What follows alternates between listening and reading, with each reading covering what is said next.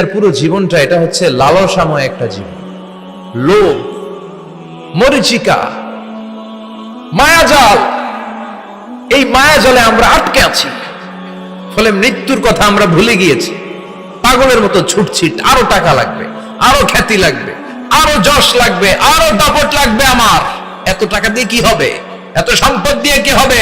এত ব্যস্ততা দিয়ে কি হবে? তোমার স্টপ, থামুন, অনেক হয়েছে। আন্না, থামুন, take a rest, take a breath and think about death. Think that you have to go back to your Lord. একটু বসেন না, একটু ভাবেন যে আমাকে চলে যেতে হবে, চলে যেতে হবে। এই কোলাহল, এই ব্যস্ততা, এগুলো থাকবে, থাকবো না আমি। সাইয়েদনা ওমর ফারুক বলেছেন, মুতু ক্বাবলা আন তামুতু, মরার আগে একবার মরো।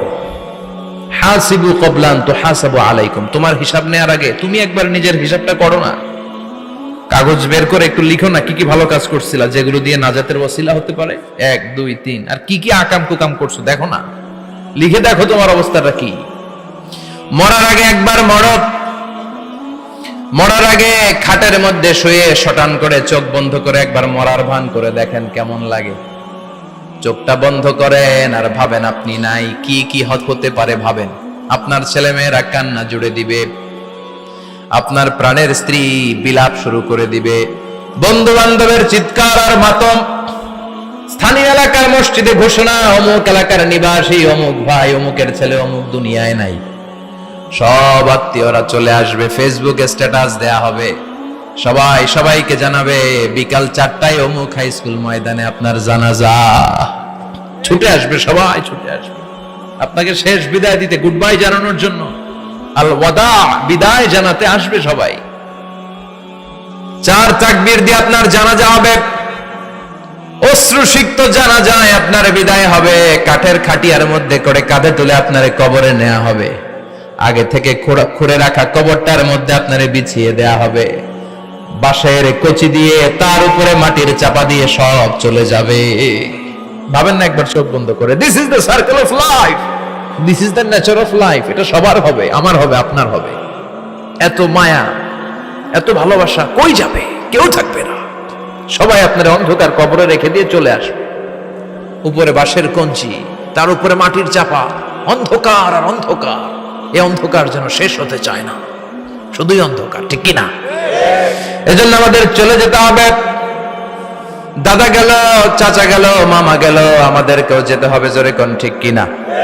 একদিন মাটির ভেতরে হবে ঘরে মন আমার, কেন বন্ধ দালান ঘর, প্রাণ পাখি উড়ে যাবে পিঞ্জর ছেড়ে।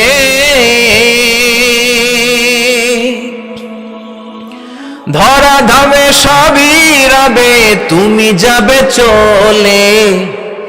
বন্ধু বান্ধব যত, মাতা পিতা যারা সুত, সবই হবে তোমার পরে।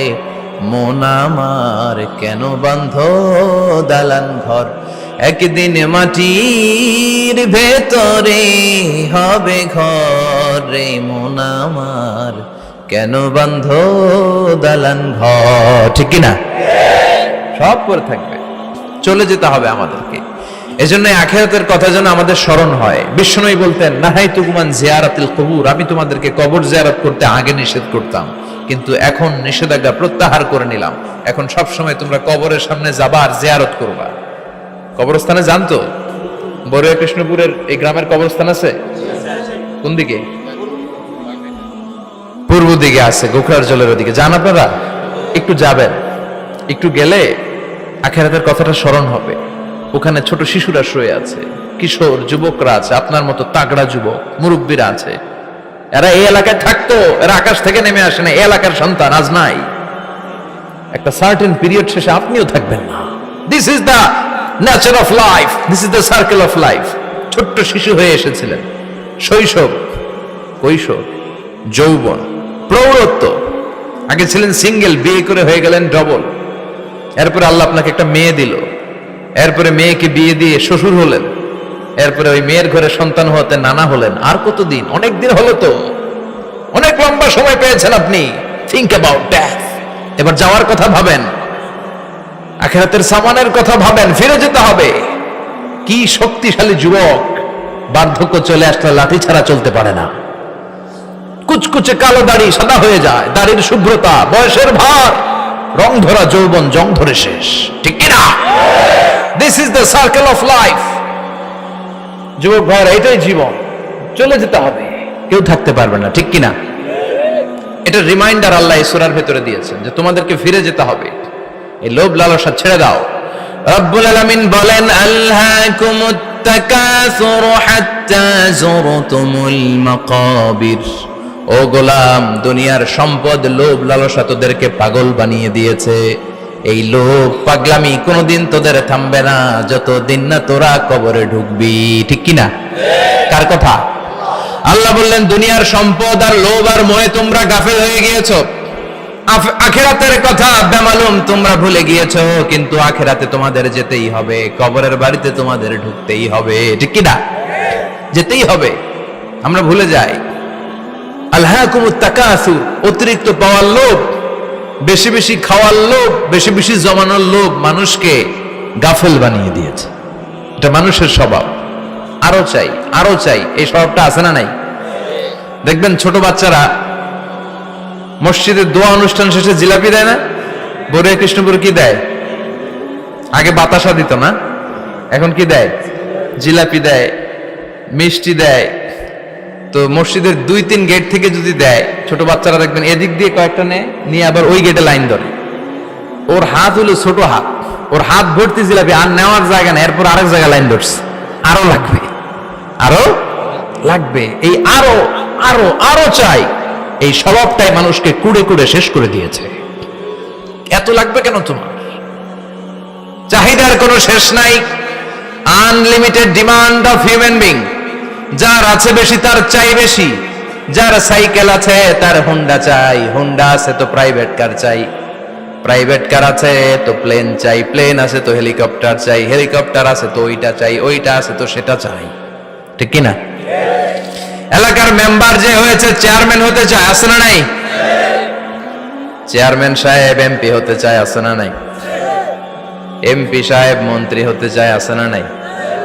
মন্ত্রী সাহেব প্রধানমন্ত্রী হতে চায়, আছে না নাই?